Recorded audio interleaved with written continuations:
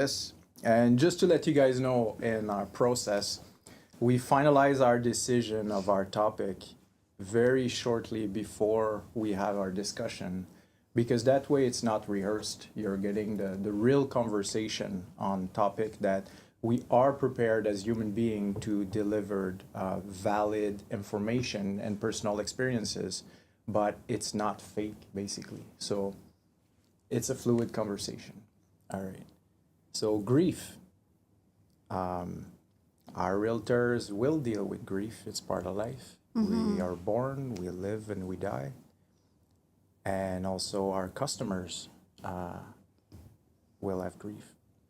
Yeah. It's I have lost a lot in my life, a lot of people, but I am aware that you have lost your parents, and I would like you to share a bit how it affected you as a human being in your personal life, at work. Uh, please share with us if you are willing to. Well, yeah, so before I was actually a realtor is when, or I should say full-time realtor, is when I lost my mom. And it was quite, well, it was really different, because when it comes to grief, you never think that somebody so close to you is like that this would actually happen to you, even though she was sick. So when that day did come, it was like, actually I was 8 months pregnant when that day happened, and I was in Montreal. I got a call and from my brother saying that he's calling the ambulance. And somehow, like the night before, I had this feeling like, I'm supposed to receive a weird message. And so I kept my phone really close to me. I didn't put it on silent. And then my brother called me. And he told me that, mom's not feeling good, and, he's called the ambulance. And then he like, I could hear everything through the phone, 5 hours away. And, I would hear the EMT people ask, does she have any kind of special, something that we should know of? And I said, yeah, she's got this condition and that condition, over the phone. And then suddenly I heard the guy say, okay, so like she literally sat on the stretcher herself. And my brother went to get extra set of clothes for her. And I'm going really in details, but it's just like, moments like these is like you really remember the details. And I wasn't there, but I could hear everything. And I remember the EMT personnel said, well, okay, so like your mom's heart has stopped, and we're trying to bring her back up, and they're still like on the way. And yeah, and I was just hearing it all like in disbelief, because like I literally just woke up and this is happening. And I went to the airport. I hid my stomach because I didn't want the people to know I was pregnant, because you're not supposed to ride a plane at that time. And flew right to Toronto from Montreal. And the drive from Toronto, from airport to, there's some like comical moments in between too, which is like, it's kind of funny. Like I remember going to the airport, and then at the Pearson airport, the Uber driver, he's like looking at me, and I'm like, I'm going to the North York General Hospital. And he's like, are you about to, I'm like, I'm like, no, it's not me, it's my mom.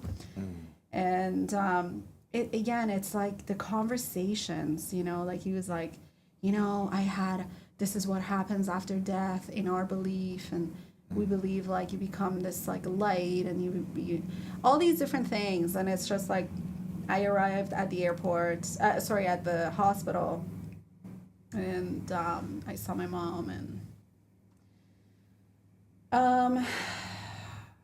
it was difficult. And it was like I was like telling her, wake up, wake up, wake up, for a good like 5-10 minutes, because I couldn't believe. And it's tough. It is a very it's a tough moment to be in. And worse than that was that I was 8 months pregnant, 28 days away from giving birth to my daughter, and I had to be involved in such a ceremony for the first time in my life. And because like all my life my parents tried, so that like they tried to make us avoid any kind of funeral. I had never seen a body with no life, and it happened to be my very first one was my mother. And it was very tough to feel the cold in a lifeless body. It's and it's incredible how fast your body can change temperature. I was feeling a lot of denial, which is the first step. I even was telling the nurse there to like try to, do the electrical shock to her heart. Like I needed to see that. And then my mom's friend was there, and she said, Anna, we gotta go. And I'm like, no. And they're like, yeah, we gotta go. And it's tough. My gosh, this is a very difficult conversation. Would you say there's a strong feeling of powerlessness? Feeling like you have to tell yourself that you tried everything you can. You were talking about the electric, yeah. Right? Like it's a moment that you have no control over. And that's very difficult. That's a big thing for sure. Like not having control. Not having control, I started feeling that when she was sick. So she was sick from the second year I got into university. Like my life just changed suddenly. I was in school. I was early in university actually, but then I end up graduating a year later, or maybe 2 years later, because I took a year off while she was dealing with the sickness. But, from the moment she was diagnosed, I felt like I lost control. I felt that, like it's crazy to me because none of her siblings had the same disease. And, she was she was a doctor, and I thought we were eating healthy. I thought we were doing all kinds of healthy things, and never in a million years I thought I would be sitting here today to be talking about not having my mom at such an early age. And so loss of control, what I started feeling it when she was sick. It's like, when you're going through that, it's like you are, when you have your parents going through that, or anybody close to you going through any kind of chronic disease, you feel as though like, how could there be no solution to this? How could you not be able to help in this situation? And yeah, if you're a person that is like always tries to control things and do things so that you avoid certain situations, it's really difficult to be in that situation with people that are so close to you and you can't do anything. I remember yelling at the receptionist of the doctor that diagnosed my mom, because it took her a week to find her an oncologist at Princess Margaret Hospital. and she was taking her sweet time, like talk about life and death, right? I told her, I said, it's like you're literally holding a bullet to my mom's head, or a gun to my mom's head with a bullet, and you're just like, you don't care.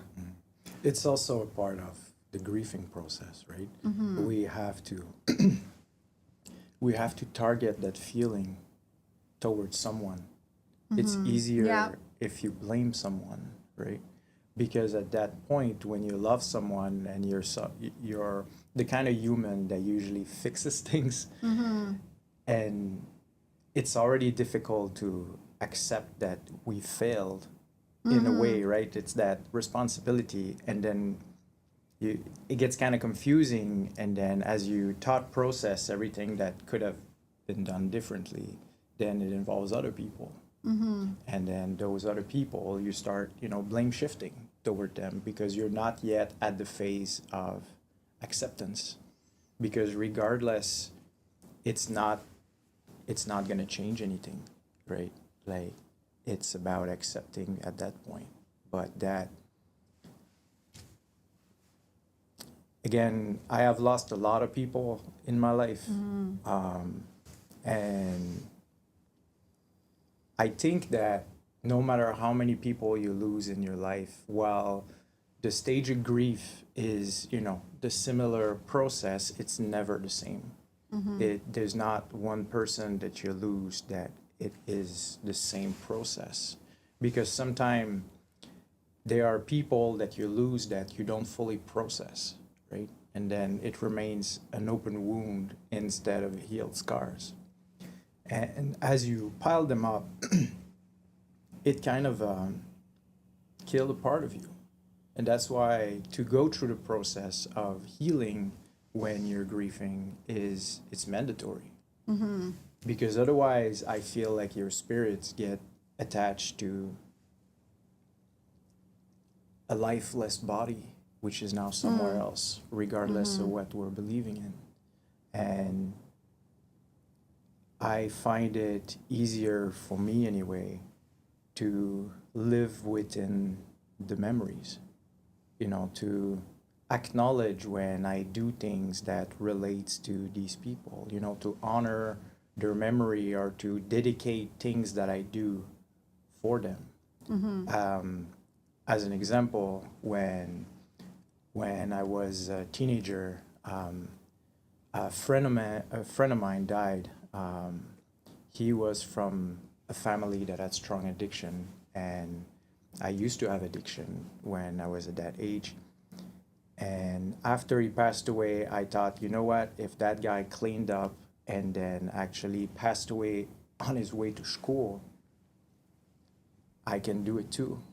And I dedicated getting clean back then so that I could honor his memory and continue what he did, right? Like, kind of like honoring someone who passed by bringing what was the best about them from your perspective into your own journey of life so that they can remain with you in some way, but not in a way that is drowning you, in a way that is uplifting you into becoming a better person to their memory.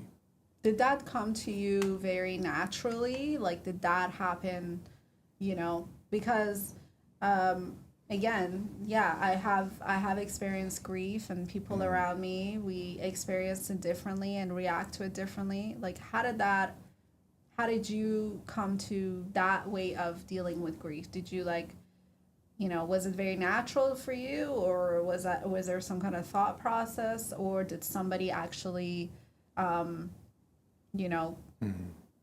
inspired you to react that way? Because I like it. It's very, very unique and very nice. But is it natural? We're gonna talk about the different Okay. So, stages, but yeah. I think we've established that I'm not a normal person. but the thing is, for that grief, for that specific person, that's just how the thought process went. Yeah. But there are other grief that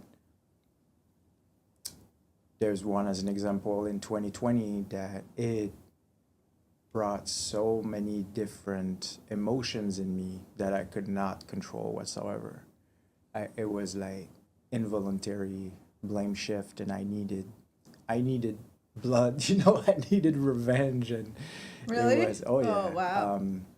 It's a nephew that passed away. I loved him like a son, and I could not accept. I could not accept because it was also the guilt of how I should have, like all of those. So What yeah, if- it's right yeah. after denial, it's actually anger. So you Yeah. felt the anger, right? It ate me alive. Yeah. Yeah, I became something else. I was like a dark cloud.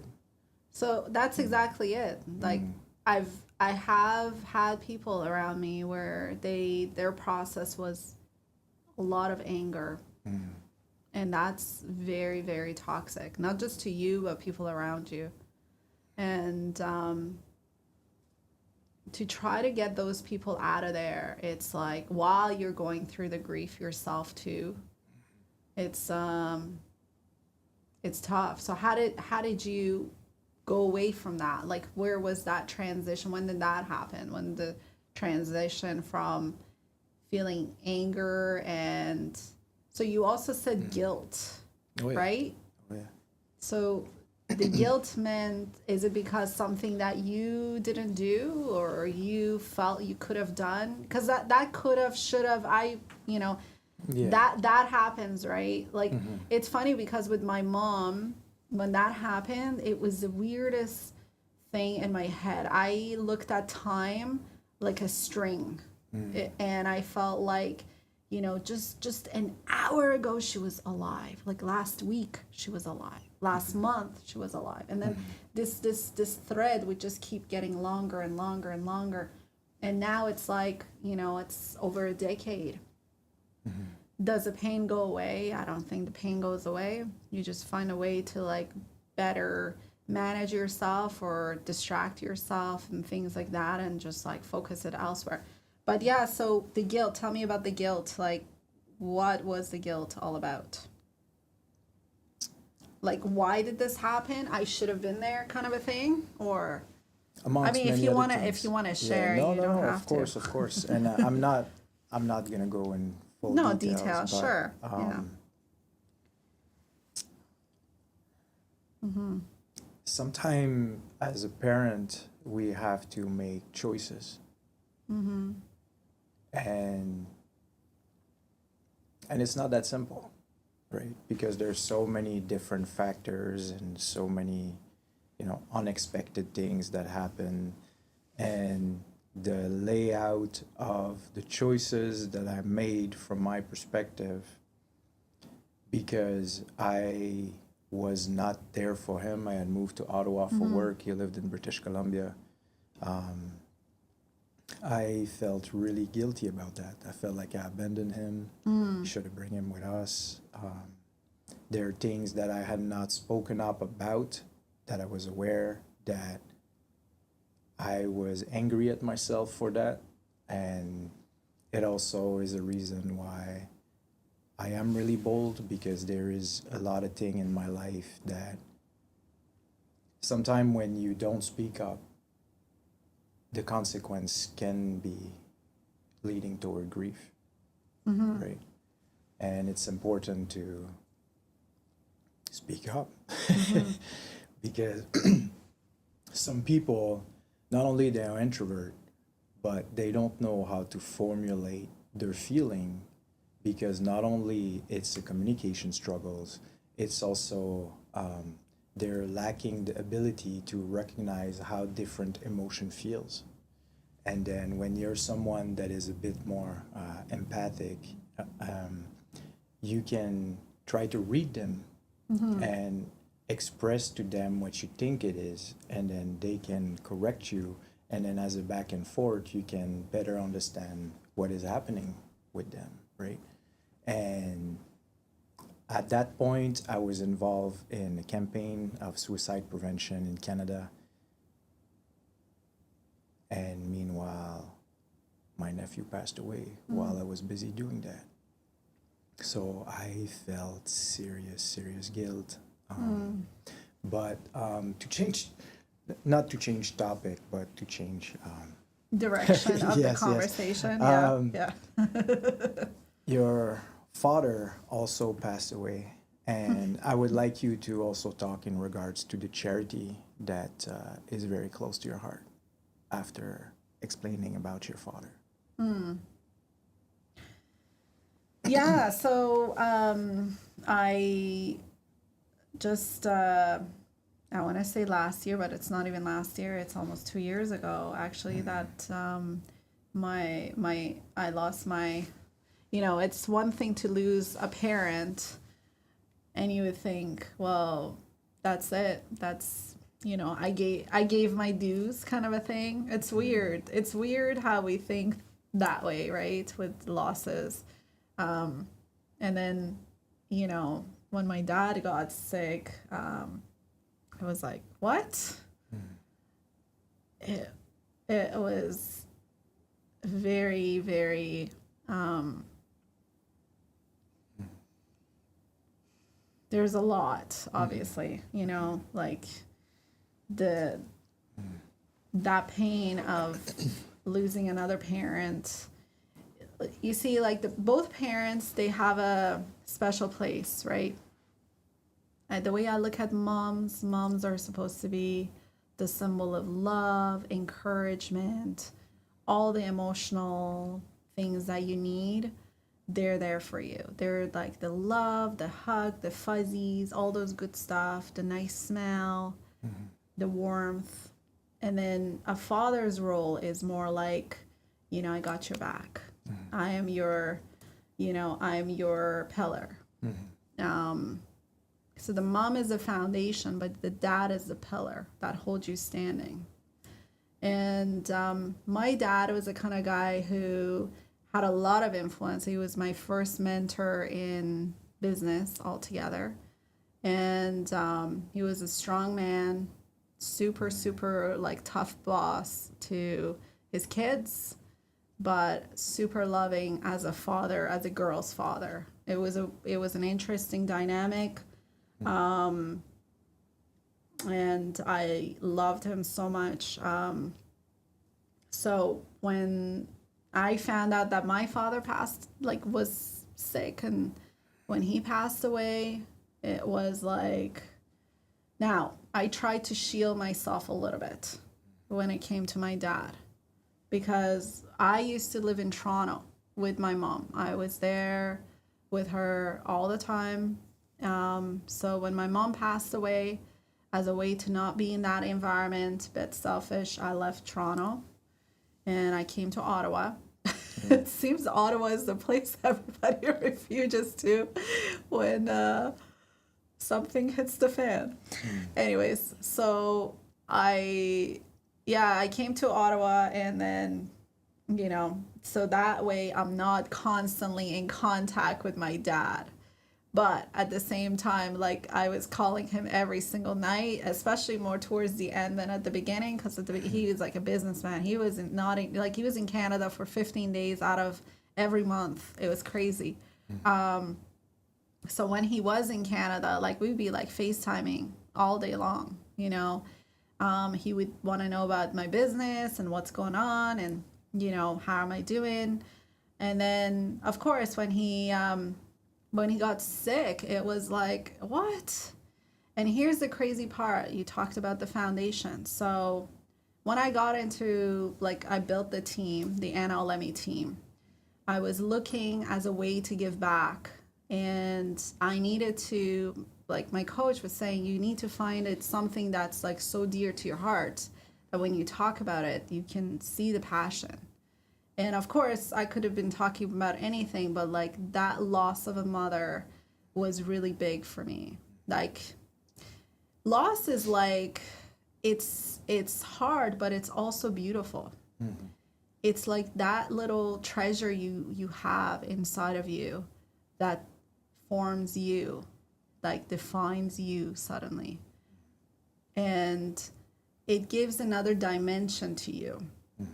And so the way I saw that loss, I was like, okay, that was my biggest pain up until that point. So the foundation I chose was something that would give back to that same blood cancer treatment, like they would fund ways in which to have better treatments and things like that, which was called the Leukemia Lymphoma Society of Canada. It was for the Leukemia Lymphoma Society of Canada, and they have events called Light the Night. And so I just, out of the blue, one year they got a check for $10,000, and they're like, whoa, who's this? And then, the second year we did that, and suddenly we started being somebody that they noticed.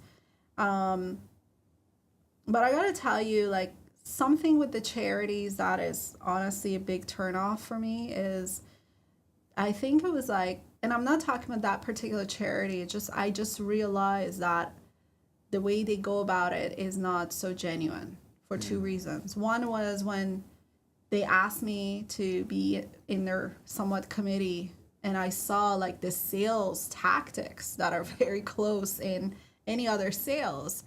It killed it for me. And then knowing that when my dad happened to also be diagnosed with lymphoma, which is a blood cancer, I reached out to them. I said, with my mom, I didn't know much about you guys, but now I know about you guys. So, like, can you tell me, like, what do you guys do? And it was honestly, if I'm them, I would be very embarrassed. They said, oh, we'll give you up to $250 worth of a ride to your father to the hospital. I said, okay, what about treatments? When the doctor told me the treatment, you have to understand, I was there with my mom from day one of her journey. So I knew the treatments, and I'm like, it's the same exact thing my mom was giving. But of course, there's that, like, that hope that you have, and you're like, oh no, they've improved things since then. But it was the same exact stuff. And then I said to them, okay, like, I heard you guys were talking about this new treatment. That's what we were giving back to a lot. And I remember asking my dad's gynecologist when he uncle. My mom was a gynecologist, oncologist, completely different. Oncologist. That hey, so can we get? I bet your dad just left the death.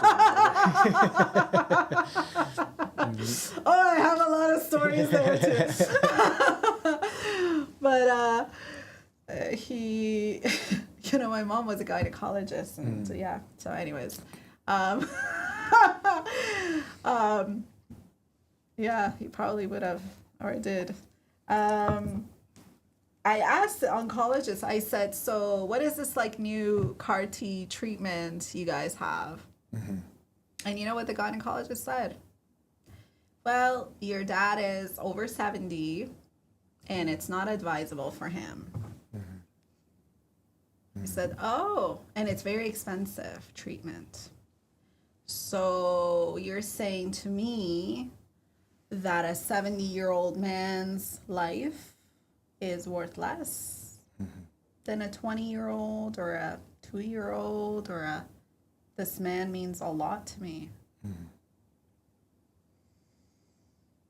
So needless to say, we've shifted foundations where it's funny because it's funny and sad. The year my dad passed away, we were that same year we were awarded as the corporate partner of the year for LLSC, actually. And I told the lady that was working there, and I love her, she's awesome. And she said, how's your dad? I said, we just buried him last month.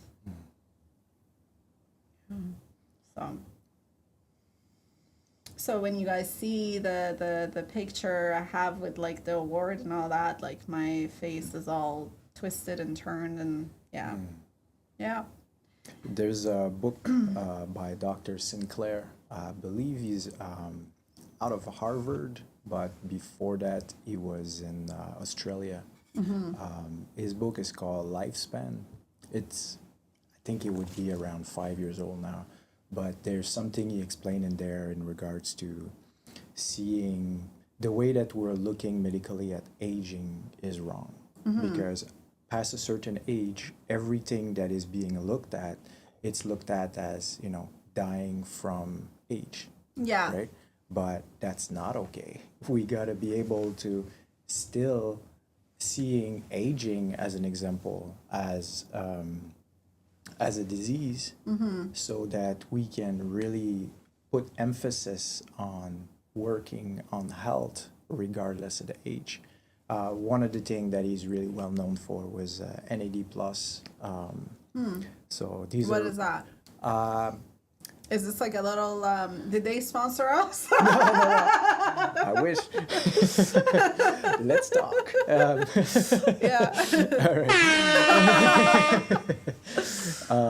So NAD plus, and again, I'm not a specialist in that field, just from my understanding. Basically, your DNA code, as you get older, it's kind of like a DVD that was played so many times that either it was the natural, erosion of the DVD, or however you want to call that. The scratches on yeah, the DVD. yeah, exactly. So whether you took care of it or whether you let your kids use it as frisbee, right? Like, if you take care of your body versus you don't, then there's a genetic quality, things like that. So it's basically your DNA code for your restoration of your cells, your bones, and everything is stored, is generated and like maintained clean, polished by NAD plus, which is generated through NMN.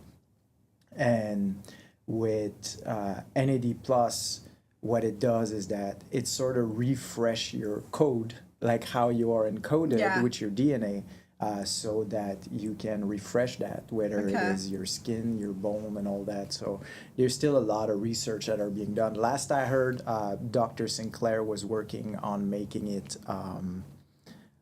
a part of something that is prescribable, but I have not followed the conversation. In a bit, I'm curious to look though. Dr. Sinclair, let's come on our podcast. There's something to go back to the story that you were sharing. You talk very highly and lovingly of your parents, and they meant the world to you, and they're obviously a big part of who you are as a human being. 100%, yeah. And you got to experience your mom going through her end as you were a caregiver for your mother. And that prepared you, but then your father in your mind was, and correct me if I'm wrong, and father in your mind was always that invincible, indestructible, living mountain superhero type thing. And at a moment where you were grieving your mother, now your strength was struggling, because he was your inspiration for strength in life. Even if your mother was also an inspiration for strength, your father was that mountain.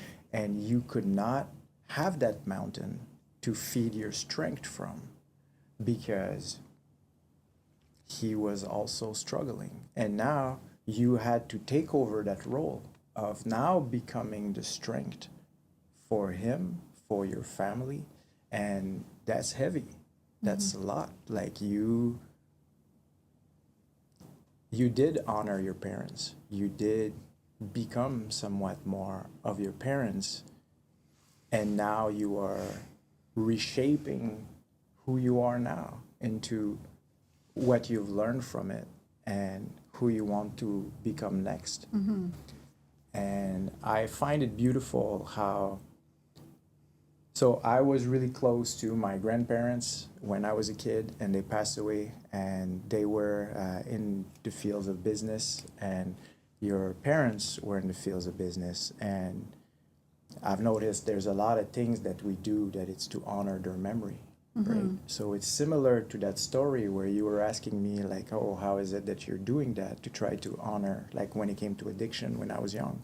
I find it interesting you said your dad was your mountain because that's what he referred himself to, not just to his kids. So in Iran we have this mountain in the north of Iran. It's like a chain of mountains that go in the north part of Iran, and then there's another chain that goes on the west side of Iran. And the tallest peak in the northern part of Iran is called Alborz.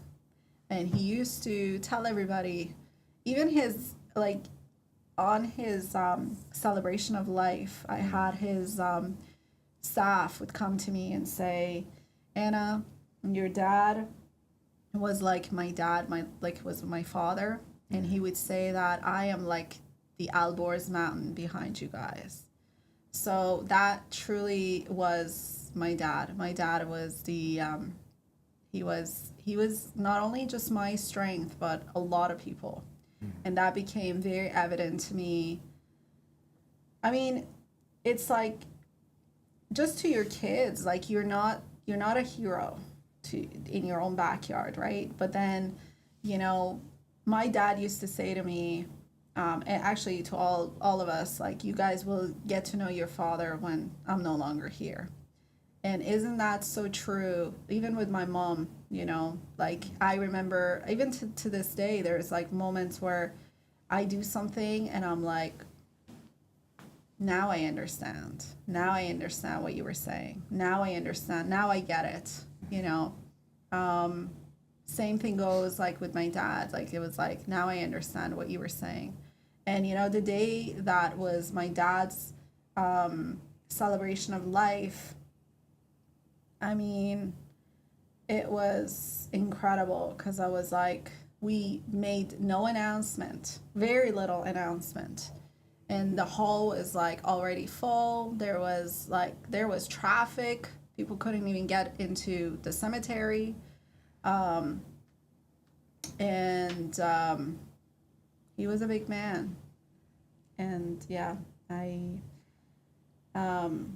so if I could be a percent of his strength, I'll be very happy with that, right? To have You're humble. Percent of his strength. You are. Yeah. You carry his name with great pride. You have your family looking up to you and respecting you. So. Well, let's see. Your father lives in I you. don't know. Yeah. Well, that's nice. I mean, like, I truly believe that as well. Like, I mean, I know when it comes to grief, like, one of the questions is that, one of the questions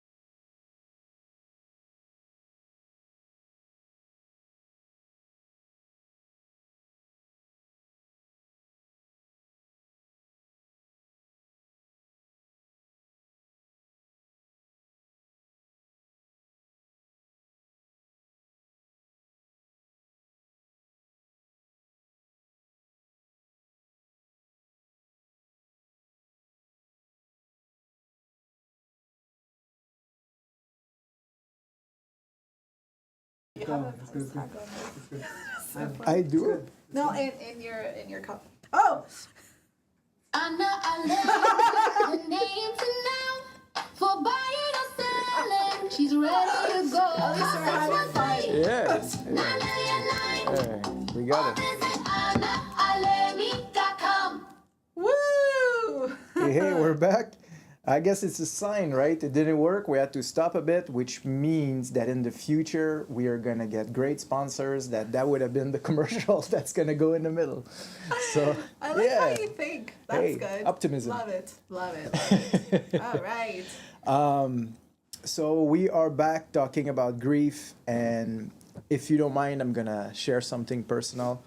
A few years ago, I was pretty sick, and my best friend, we both found out in the same time that we were both dealing with health issue, and we sort of made a pact that we would have each other's back, and every day we'd call each other, and like it really became like the bond that we had. Our friendship was really special, and because of the military, moving all the time and all that, I was not big into making new friends, right? But when I became friend with him, it was like, I don't know, like I was really close with Luke. He was much older than me. So Luc Bomsawin, I'm referring to. So I just wanted to share my last time seeing him, actually. As his cancer got worse, I went to visit him at the hospital, and his last words to me was that he was not breaking his promise that we would be there for each other. He was just going to the other side first to make sure that he got my back. And that's my last memory with him. And like that's a friendship, you know, like he's the one that is about to pass away, and his focus was still how I was feeling, to make sure that Wow. his honor was there still, and that like like Luke was really someone that, in addition to a friendship, I was really looking up to him. Like he was a great man. Luc Bomsawin from Odanak. Yeah, great person. I still speak with his daughters occasionally. They're doing great. It was difficult after that, though, because a lot happened and I was missing him. I was missing my best friend, but I did feel his presence when I needed it. And my way of praying is that I actually speak in my heart with people that were close to me, so that when I need to draw strength, that's who I used to go to. So then I sort of pray, meditate, think of that person. And then when I need to feel loved, then I think of, moments in my life that I felt love, and those who have passed away, and asking for their love, like my grandparents. And it's how I keep their memory alive. It's how they remain a part of me. And I do believe that everyone in life, what we do impacts 7 generations after us. And then our trace mostly disappear 8 generations after. It's not something I came up with. Like it's a common belief. But when you think like that, it also really makes you appreciate with gratitude the people that are around you. Because our actions and our inaction are much more impactful than we think. And an important aspect of grieving is to ask ourselves, how am I living? What is the memory that I will leave behind? Am I contributing to society? Am I a user, a giver? Am I balanced? Am I a good person? And the thing is, there is no good or bad. But we still have to try to be the best version of ourselves every day. Like we need our moral compass to guide us in what we're doing in life. And this moral compass is built with the people that we're meeting through our life. They are the one steering us based on our values, on our belief, and it's something really powerful that we give other humans by meeting them, because we have the ability to inspire and to be inspired. And sometime we're gonna recalibrate our values, recalibrate our entire perspectives based on interactions, based on exposure to new things, right? And all of this is a really important aspect of grieving. When you manage to heal your stage of grief and you accept the situation, and then you get to really see how you will embody the gifts that you were given from those people who meant the world to you.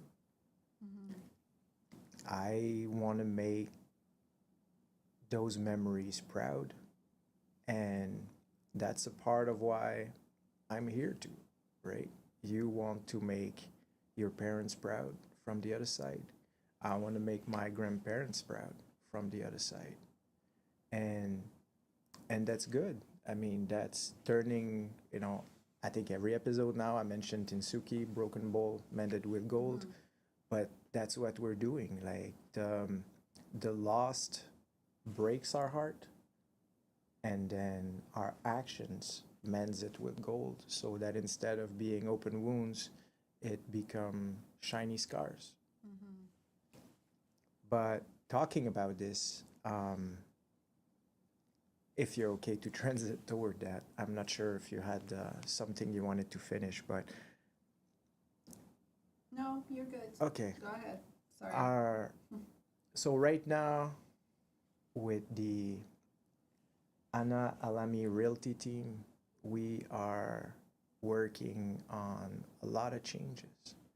We are really looking forward and redesigning as we learned from those who were there before us in the field of realtors, those who are working laterally at the moment, and also what the realtor world is becoming to in the future.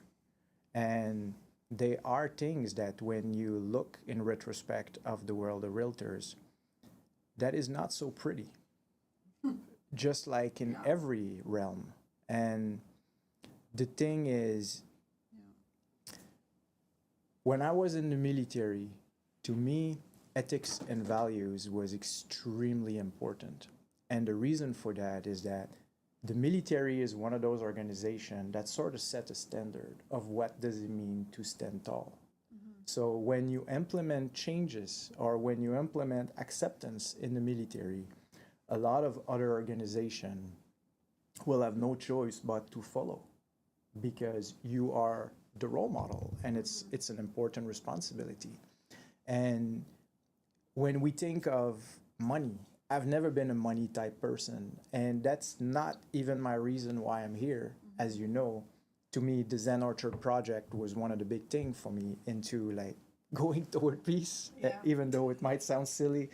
But what I'm talking about here is what is the most known field to make more money is the realtor world, right? Like, let's face it, it's one of those top industry where if you are capable, if you have the right team and all of this, you make a lot of money. But there is more to life than making a lot of money. Yeah. And what I want to make sure is that we are creating good realtors who are kind, who are empathic, who are just as driven as the most driven realtor, but as human being, so that they can be there as part of holding hands. An extension to the society, Exactly. right? Exactly. They need to be able to be a part. What is that sound? I think somebody is like, there's some kind of construction. Yeah, I thought you were farting for a second, but sorry, realtors don't fart. Women don't, whatever. Oh, Ay. That being said, we said this live. it's okay. That being said, filter with you. what we're working on right now, the rebranding and everything, we want you guys, our family who our family who's looking at this, like the realtor world or anyone that have an interest in what we're doing, feel free to send us feedback online and or find a way to reach us in regards to what I think we lost it.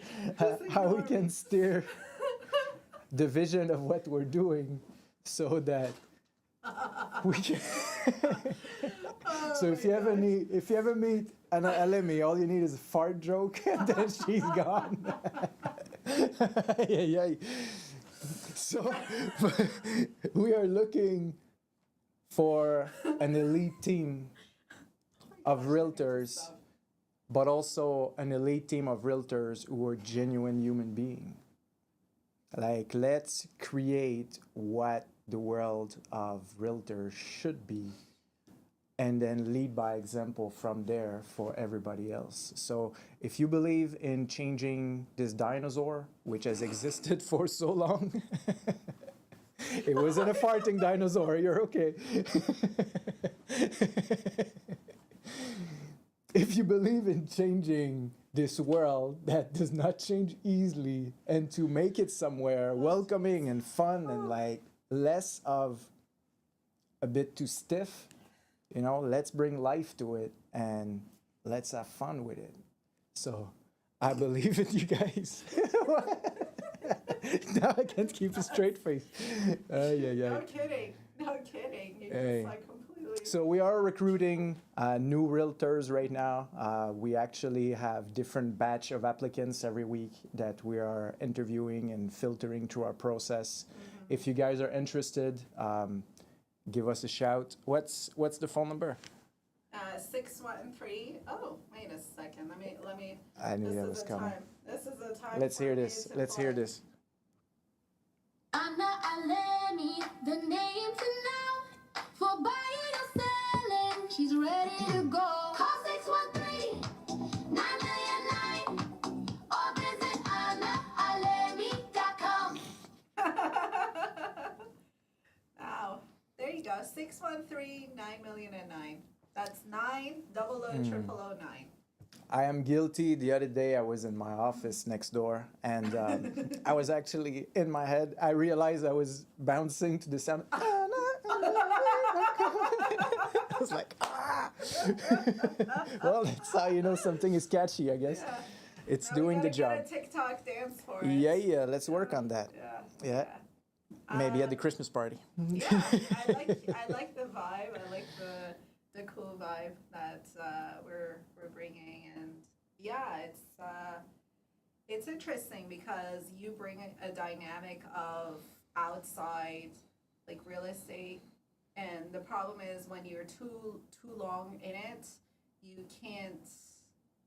You're not seeing it from that perspective. And I think that's how we connected anyways, because you were kind of like giving these ideas and I was like, oh, that's interesting. Yeah, I didn't think of it that way. And just me being such a curious mind and like open to ideas, I was like, yeah, sure. Like, I was open to it. And I think that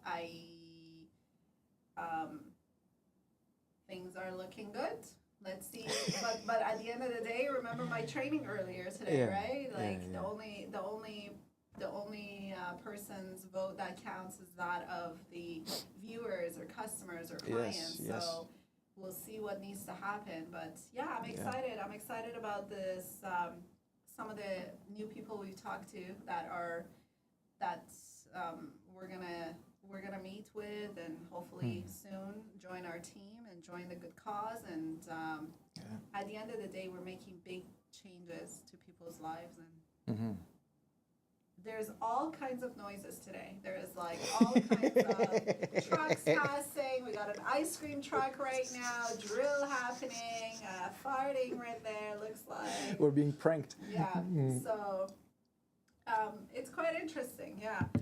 I guess it's our loved ones' way of lightening the conversation, because it is a very heavy topic. It was when we first decided that we're going to be talking about this topic, and they're fun people. Like, I mean, my parents, they love to have fun, and funny enough, as we're talking about it, my brother keeps sending me pictures of my parents, like, some like crazy posts I haven't seen in a lot. I don't know if like the camera can catch it or what. I don't think so. Oh, let's see if you can maybe try to. So that's like my mom.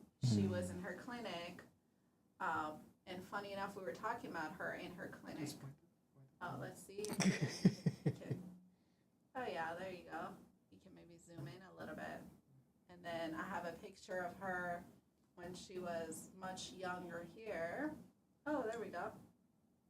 So this is another. If you continue zooming, you'll see. So that's her in her clinic as a gynecologist. Oh. Isn't that funny? And then of course I have one with both my parents all in love. Like, this is. I don't know how much of it they can see though, just so you know. Oh, that's a beautiful picture. You can see it, right? We really need to print all of those, like pictures of my departed one and pictures of your departed one. Let's frame it, put it on the walls of the office, and let their love transpire to this time space. Absolutely. And I don't know if it's coincidence or like my brothers just happened to be watching and we're talking about this, but it's just really cool. So we have a lot of things to work on this podcast. Obviously, a lot of technical issue, but we are trying to delivering a better experience for you guys every time. So what I will ask from you guys is to please subscribe, share, like. I know it's so cheesy because people always say that on YouTube, but I mean that's how it works. Please help us to grow this naturally. If you know of people that may be interested into what we're talking about, then please let them know about it. What is it? It just, again, I don't know. Like, my brothers are just sending lots of pictures of my parents, which is really cool. So, anyways, I don't know if you got it. Yeah. You getting it? You know when you're on a date at the restaurant and the other person is on their phone? Well, yeah, I wear the crown. Realtors and phones. All right. Yeah, well, I'm sorry. I mean, we were talking about them, so I felt like I could share that. Yeah, no, I'm just bugging Okay. you. So yes, I hope you enjoyed this. It was a bit of a longer episode. I'm glad you guys stuck around, and I would really like to invite you guys to join the conversation too. If there's anyone that you think that we should have here, send us an email. I like give how us a you call. say that. You always, like, whenever you say something, you're like, I like to the way you say to, like, it's very French. Like And my it's- accent? Yeah. I don't have an accent. You have an you accent. have There's no such thing. Anna Alemi, the name to know. And that's how she For shuts me up. buying or selling, she's ready to go. Call 613-999. Or visit AnnaAlemi.com. Woo! Yeah, buddy. Love it. So even in England, right? Based on which part of England you're from, there are different accents. Okay. Yeah. Wherever you are in the States, in Canada, whatever country, whether it's French or English, there is no such thing as one accent when it's French or English or Spanish. It's not the accent. It's the way you say, like, whenever you say something and then you go into the two, like the two. It's. I had never, cute, yeah, it's cute. I had never heard that one. cute. Usually people laugh at me Say because cute, the way I say school or squirrel, but Nobody did. And I'm the immigrant here, by the way. So I am the immigrant. It's funny how the immigrant is trying to really blend in more than the non-immigrants. Should I share the story of when I started to work in English? Oh, sure. Go ahead. So we have a few minutes. I was a private in the army, and I was working with civilians too at that time. And then English was brand new to me. I was 21 years old. I had never spoke English before. And then I get called in the sergeant's office, and she is telling me that I had a sexual harassment complaint against me. Oh. And I was like really not that kind of guy. So I was completely confused, and then you're right out of basic recruit training, so you think that you're about to go court-martial or something, because they kind of really stress you with those kind of things, because there's like tolerance zero. And then through conversation, we realized that every time that I was responding to the civilian lady that was working there, I was trying to say thanks a lot, because that's what they teach in Quebec as the proper manner way of saying it. But I was actually saying thanks, slut.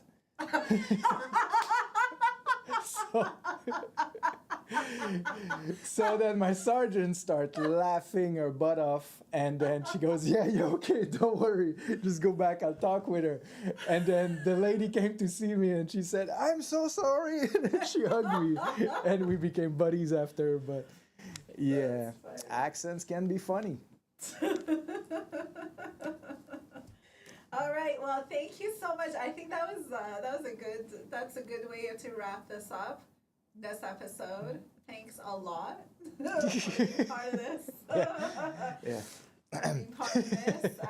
Really appreciate this. It's been awesome. I think that talking about hard things is important, just as important as it is talking about other things. And this is part of life. Like, one thing that's guaranteed about life is death, you know? Do we want to get there? No, we are trying to stay here as much as possible, but hey, maybe that's also something good too. I don't know. But I too believe in that people that have gone to the other side are still with us. I've seen many signs about it, so I'm on the school of thought that they are with us, and they're there protecting us and helping us and leading us the right way that we're supposed to, and for us to guiding us to where we're supposed to go in life. And just like one last example, on my dad's celebration of life, at one point all the grandkids were just playing with like this balloon. I have no idea where they found the balloon, but they were playing with a balloon over the, in that field. And it was like, and then a family friend came to me and said, Anna, check out all the grandkids. That's exactly what your dad wanted to happen today. They were laughing, just having fun, and so they are with us. Yeah. In conclusion, as a veteran, I would like to ask everyone to take a minute after this video and to honor the memory of those who served the Canadian Armed Forces and carried the weight of their duties on their shoulders. Those who did not come back to their families, and those who came back but lost their spirits over there. PTSD is a difficult thing, but also there's all of the complexity of what the basis of the work is overseas, whether it comes to where our weapons are pointing or what is considered collateral damage, which is still life. I cannot even squash a spider anymore. And it's not just because I love Buddhism, but my point is life is precious. And if we don't value life and talk about death, talk about suicide, talk about cancer, talk about all of these things, then we are not living to our fullest in appreciating what life is all about. So please take a moment to be grateful to be alive, and take a minute in thinking of all of those who gave their life, who were taken away from their family, so that you can sleep home safely at night. So on this, thank you for joining our podcast.